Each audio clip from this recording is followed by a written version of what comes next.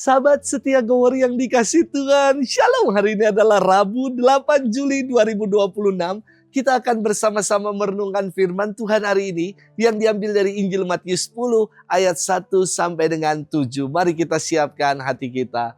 Haleluya, haleluya, haleluya. Kerajaan Allah sudah dekat. Bertobatlah dan percayalah kepada Injil. Haleluya, haleluya, haleluya. Tuhan bersamamu dan bersama rohmu. Inilah Injil suci menurut Matius, dimuliakanlah Tuhan. Yesus memanggil ke-12 murid dan memberi mereka kuasa untuk mengusir roh-roh jahat dan menyembuhkan orang-orang dari segala penyakit dan kelemahan. Inilah nama ke-12 rasul itu. Pertama Simon yang disebut Petrus dan Andreas saudaranya. Lalu Yakobus anak Zebedeus dan Yohanes saudaranya. Filipus dan Bartolomeus. Thomas dan Matius pemungut cukai. Yakobus anak Alfeus dan Tadeus.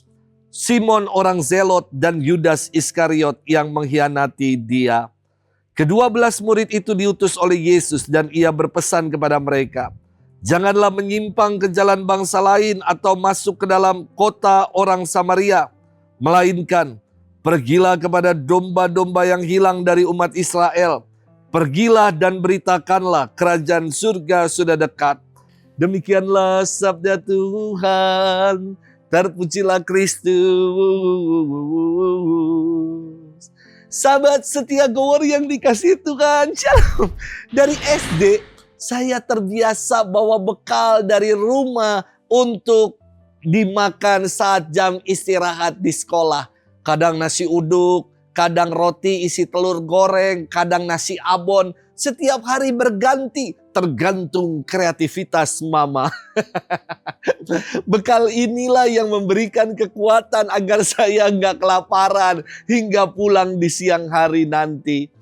Kalau mama telat bangun dan tidak siapkan bekal, maka mama akan memberi bekal uang untuk jajan di sekolah supaya nggak kelaparan. Sahabat setia Gower yang dikasih Tuhan. Yesus memanggil 12 muridnya. Angka 12 mewakili 12 suku Israel. Yesus ingin menyatakan bahwa pewartaan kabar gembira diperuntukkan bagi semua suku Israel. Namun tidak berhenti di situ.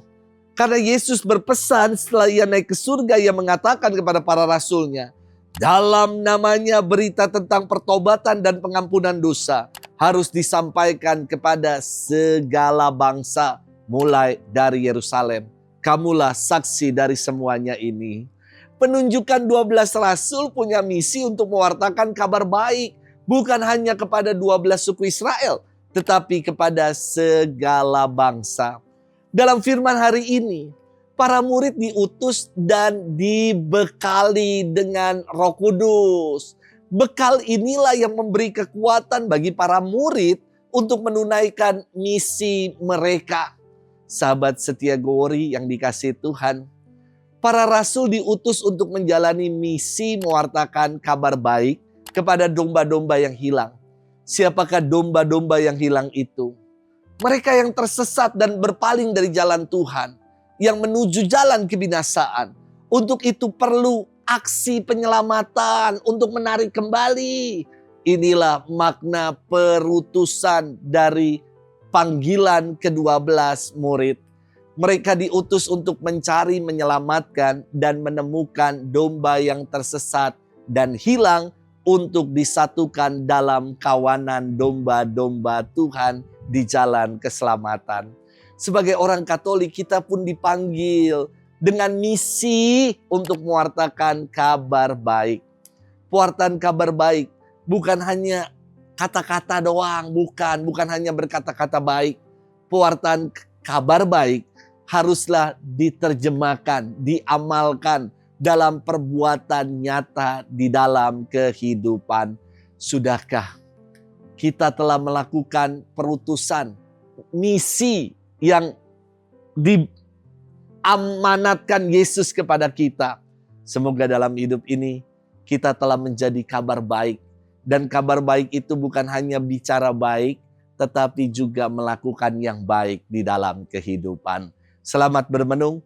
Tuhan memberkati kita semua, Bapa dan Putra dan Roh Kudus. Amin.